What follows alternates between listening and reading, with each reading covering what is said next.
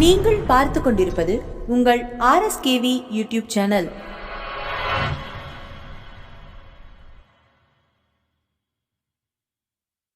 அனைவருக்கும் எங்கள் RSKV TV சேனலின் அன்பு வணக்கங்கள்.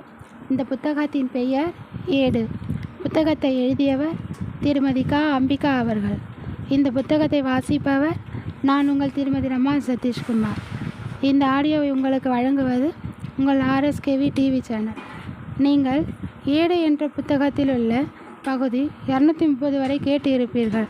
அதனைத் தொடர்ந்து இந்த வாரத்தில் பகுதி 231 கேட்போம். பகுதி 231 18 படிகளின் தாத்பரியம் என்ன?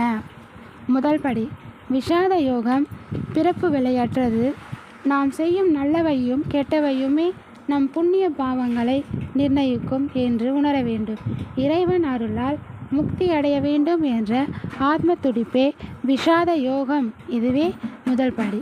இரண்டாம் படி, சாங்கிய யோகம் பரமாத்மாவே என் குரு என்பதை உணர்ந்து அவரிடம் ஆத்ம உபதேசம் பெறுவது இரண்டாவது படி. மூன்றாம் படி, கர்மயோகம் உபதேசம் பெற்றால் போதுமா? மனம் பக்குவம் அடைய வேண்டாமா? பலனை எதிர்பார்க்காமல் கடமையை செய்யும் பக்குவம் மூன்றாவது படி. நான்காம் படி, ஞான கர்ம சந்நியாச யோகம் பாவம் புண்ணியங்கள் பற்றி கூட கவலைப்படாமல் எதன் மீதும் பற்று இல்லாமல் பரமனை அடையும் வழியில் முன்னேறுவது நான்காம் படி. ஐந்தாம் படி, நான் உயர்ந்தவன் என்ற கர்வம் இல்லாமல் தான தர்மங்கள் செய்வது ஐந்தாம் படி. ஆறாம் படி, தியான யோகம் கடவுளை அடைய புலனடக்கம் முக்கியம். மெய், வாய், கண், மூக்கு, செவி இந்த புலன்கள் நம் கட்டுப்பாட்டில் இருக்க வேண்டுமே தவிர அவை இழுத்த இழுப்புக்கு நாம் போய்விடக்கூடாது. இதுவே ஆறாவது படி. ஏழாம் படி, நாணம். இந்த உலகில் காண்பவை எல்லாமே பிரம்மம்தான், எல்லாமே கடவுள்தான் என உணர்வது ஏழாவது படி. எட்டாம் படி, அட்சர பிரம்ம யோகம். எந்நேரமும் இறைவனை பற்றிய நினைப்புடன் வேறு சிந்தனைகளே இல்லாமல் இருப்பது எட்டாவது படி. ஒன்பதாம் படி, ராஜவித்ய ராஜகுஹ்ய யோகம். கடவுள் பக்தி மட்டுமே இருந்தால் பயனில்லை. சமூக தொண்டாற்றி ஏழையின் சிரிப்பில் இறைவனை காண்பது தான் உண்மையான பக்தி, உண்மையான ஆன்மீகம் என்று உணர்வது ஒன்பதாம் படி. பத்தாம் படி, விபூதி யோகம்.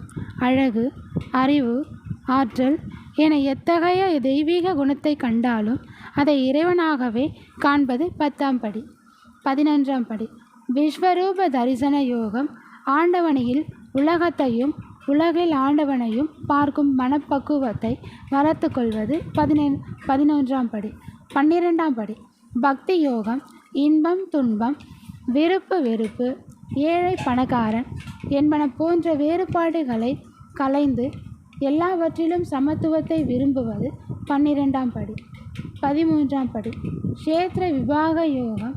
எல்லா உயிர்களிலும் வீற்றிருந்த ஆண்டவனே அவர்களை இயக்குகிறார் என்பதை உணர்த்தல் 13ஆம் படி. 14ஆம் படி, குணத்திர விபாக யோகம். பிறப்பு, இறப்பு, மூப்பு ஆகியவற்றால் ஏற்படும் துன்பங்களை அகற்றி இறைவனின் முழு அருளுக்கு பாத்திரமாவதே 14ஆம் படி. 15ஆம் படி, தெய்வாசுர விபாக யோகம். தீய குணங்களை ஒழித்து நல்ல குணங்களை மட்டும் வளர்த்து கொண்டு நம்மிடம் தெய்வாம்சத்தை அதிகரிப்பது 15ஆம் படி. 16ஆம் படி, சம்பத் விபாக யோகம். இறைவன் படைப்பில் எல்லோரும் சமம் என்று உணர்ந்து அகங்காரம் வராமல் கவனமுடன் இருப்பது 16ஆம் படி. 17ஆம் படி, சிரிதாத்ரய விபாக யோகம். சர்வம் பிரம்மமயம் என்று உணர்ந்து பரபிரம்ம ஞானத்தை பெறுவது 17ஆவது படி. 18ஆம் படி, மோட்ச சந்நியாச யோகம். யாரிடமும் எந்த உயிர்களிடமும் வேதம் பார்க்காமல் உன்னையே சரணாகதி அடைகிறேன் என்று இறைவன் சன்னதியில் வீழ்ந்தால் அவன் அருள் செய்வான் என்று ஆண்டவனையே சரணடைவது 18ஆம் படி. சத்தியம் நிறைந்த இந்த பொன் 18 படிகளையும் படிப்படியாய் கடந்து வந்தார். நம் கண்ணெதிரே அந்த கரிமலை வாசன் மணிகண்ட பிரபு பேரொளியாய் தரிசனம் தருவார். நம் வாழ்வுக்கு வளம் சேர்ப்பார் என்பதே ஐயனியின் 18 படிகள் நமக்கு உணர்த்தும் தத்துவமாகும். எனவே பகுதி 231 இத்துடன் நிறைவு பெற்றது. இனி அடுத்த வாரம் புதன்கிழமை மற்றொரு பகுதியில் உங்களை சந்திக்கும் வரை